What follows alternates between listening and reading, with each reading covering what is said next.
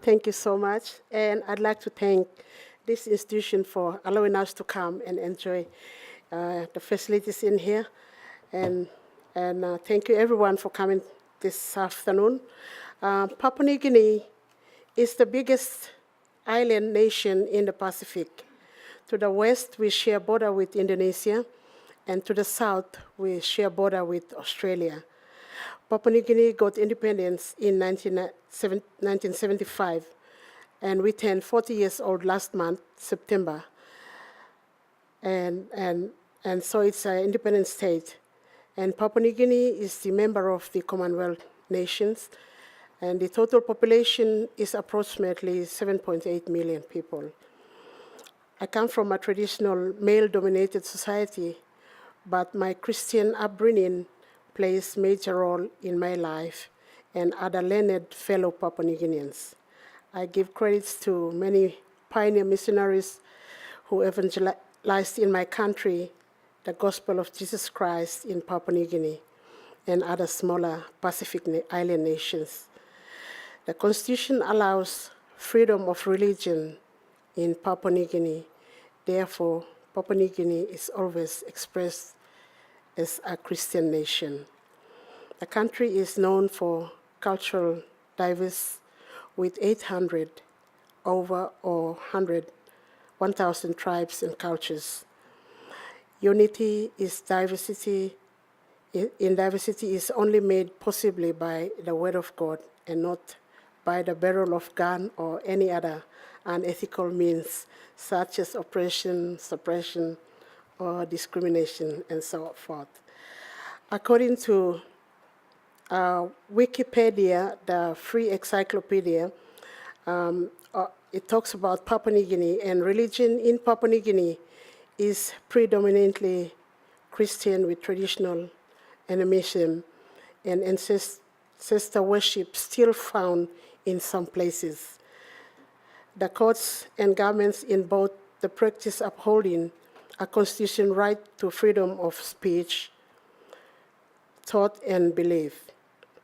A large majority of Papua New Guineans identify themselves as members of a Christian church, of which is 96%. However, many combine their Christian faith with traditional indigenous beliefs and practices. Other religions represented in the country, including the Baha'i faith and the Islam. In 2010, report on international religious freedom by the United States Department of State states that religious participation in the country relatively peaceful and no reports of conflict and reported. Public schools host religious subjects once per week, and representatives of Christian churches teach the lesson, and students attend the classes operated by the church of their parents' choice. Many still believe that church brings civilization.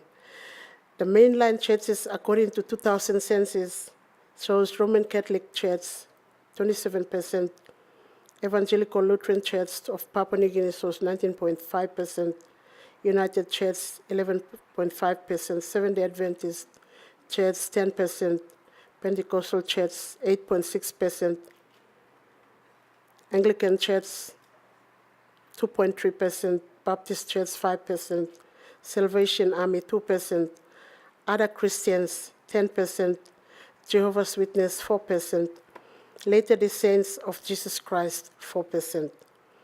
Some policy statement under my ministry, the guiding principles and the values between the church and state partnership have to be based on productivity, sustainability, and accountability, and that existing partners need to be strengthened.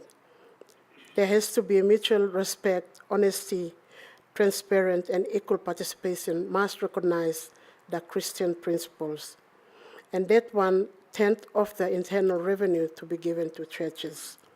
There is also the contention with the word religion, as it may be too broad, but we must be mindful of the rights of others and constitutional requirements of the freedom of religion. We have to be mindful that there are other religions and faith-based organizations.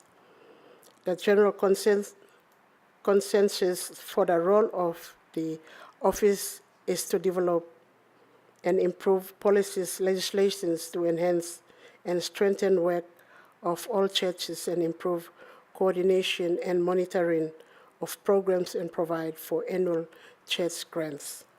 The church-state partnership programs may include HIV/AIDS prevention programs, national government grants to churches, outsourcing programs to churches, marriage celebrants, counseling safe house to domestic violence and sexual violence. The key challenges for the government and the church in entering into this partnership may include the fear of unequal distribution of resources depending on the size of churches, accountability, business, biasness, intimidation, influence, lack of knowledge to formulate policies, or lack of adequate resourcing.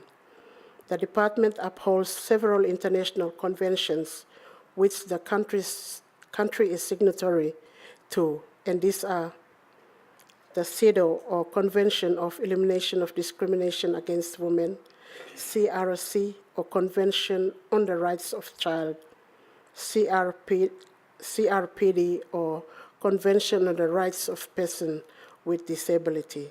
These legislations, policies, and conventions basically shape the structure of the department.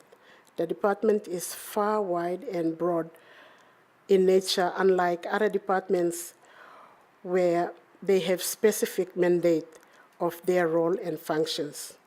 The department is organic in nature, meaning whenever the issues arises within the community, the department is often directed to formulate policies to address and cater for it. Example, like social protection, like electronic ID cards, or establishment of office of religion.